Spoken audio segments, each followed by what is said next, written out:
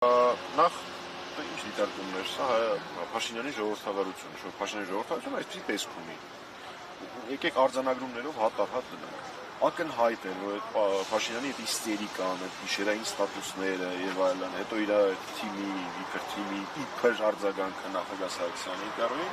ակնհայտ էր, որ պիտի փորձեն ինչ-որ մի կերպ ուժայինները օգտագործելով տղաների գործունեությունը կասեցնել։ Ինչ արվեց։ Սովորաբար իրանք շարժվում են հետևյալ տարբերակով, գտնում են ինչ-որ ՀԿ-ՄԿ եւ այլն իբր քաղաքացիություն, իրաց միջոցով են ներկայացնում հաղորդումներ։ Այս անգամ նույնիսկ չեն էլ թաքցնում, Ալեն Սիմոնյանն է հաղորդում ներկայացնում։ Հաջորդ փուլը, որ խայտարակությունը, դա տղաներին բերման ենթարկելն է, ակնհայտ է, որ իրանք ոչ մի դիմադրություն չեն ցույց տալիս ձերբակալության ժամանակ կամ բերման ենթարկելու ժամանակ։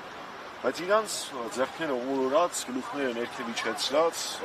ուժի կիրառմամբ վերման են ենթարկվում։ Այդ վիճակով էլ Նարեկը բացատրում է, թե լիֆտից ոնց օգտվել։ Հաջորդ փուլը այս պահին իննի, այսինքն անտիֆեյքի գրասենյակում խուզարկություն է,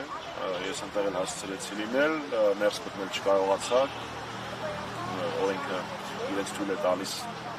ասել քննչական գործողություն ինձ ներս չթողնել, վստահ եմ, որ ամբողջ տեխնիկան արգելավելու է, որտեղ հիշում եք անցած անգամ երբ տղաներին ձերբակալեցին եւ կալանավորեցին, հաղորդումը շարունակվում էր, հակառակը ավելի մեծ տարածում էր ունենում, այս պարագայում իշխանություն կոչեցյալները փորձել են իրենց սխալը ուղղել եւ կասեցնել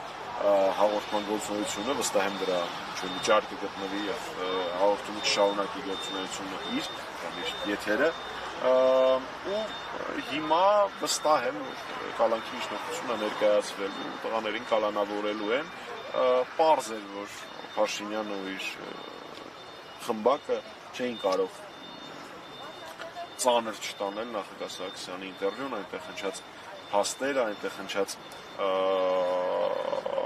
հարցադրումները կարևորագույն ներքաղաքական եւ պետքա բոլոր տարբերակներով փորձեին լրացնել։ Հա, դե տեսանելի էր, ոչ միայն ճեպազրություն արդեն մի քիչ էլ հետեկած էր,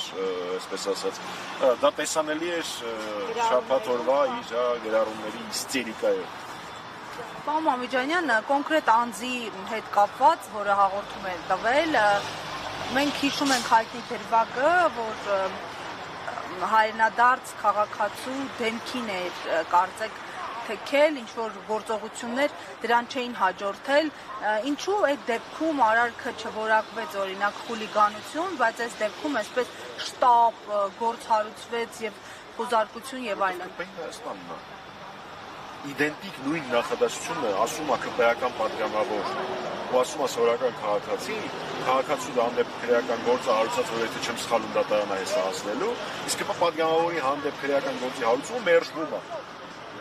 Իրանց կողմնակից կենթանիներ տարբեր վիրավորում են մարդկանց, հարբած լայվեր են անում եւ այլն։ Ազատության մեջ են, հələ որոշներն էլ պետության կողմից անվտանգություն են ստանում, իսկ ընդդիմադիր քաղաքական գործիչները, բլոգերները, հասարակական գործիչները, լրագրողները,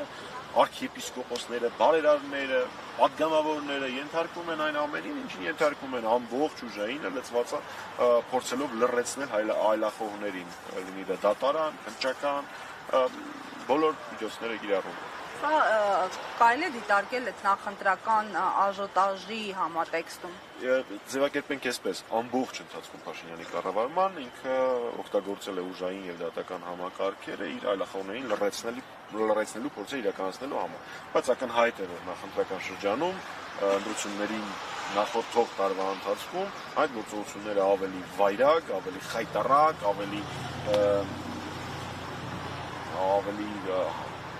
անընդունելի, ավելի բռնատիրական են դառնալու, ինչի եւ մենք տեսնում ենք հաճախականությունը ձերբակալությունների, ցինիզմը, որով այդ ամեն ինչը կարվում եւ ստեղծվում է, ինքը ուրիշ ձև չգիտի։ Պարոն Մամիջանյան, իդեպ առավոտից շարունակվելու է նաև հոգևորականների հարցաքննությունը Մազմանյան հասցեում գտնվող քննչական կոմիտեի վարչությունում, այս առնչությամբ ձեր ուժը պարբերաբար հայտարարություններով դիրքորոշմամբ է հանդես գալիս, հանգուցալուծումը դուք ինչպես եք տեսնում, ինչու այնպես ստացվեց, որ պետությունը շարունակում է միջամտել եկեղեցու գործերին, բայց այս ամենը խորը հավատացյալի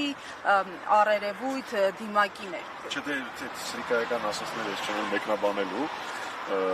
ինքը եկեղեցու դեմ արշավ ասել, եկեղեցուն պայքար պատերազմ հայտարարել, ուղղակի ակնհայտ է էլի ուժային համամասնությունը եկեղեցին դրանից միայն ավելի կուռա դառնալու, իսկ Փաշինյանը դրանից միայն դուժելու է, այսպես ձևակերպեմ, ոչ մեկ չի կարող մեր առաքելական սուրբ եկեղեցուն պատերազմ հայտարարել եւ հաջողության հասնել, դա անհնար է, դրանից եկեղեցին միայն ուժեղանալու է։ Այն ամեն ինչ անում է Փաշինյանը, նույնպես մտնում է այլախոհներին լրացնելու փորձերի մեջ, ու պարզապես ինքը աշխատում է բոլոր հարթություններում, արժեքաբանական, ազգային, լրատվականների դեմ, տեղեկատվական գործունեություն իրականացնողների դեմ, քաղաքական գործիչների դեմ,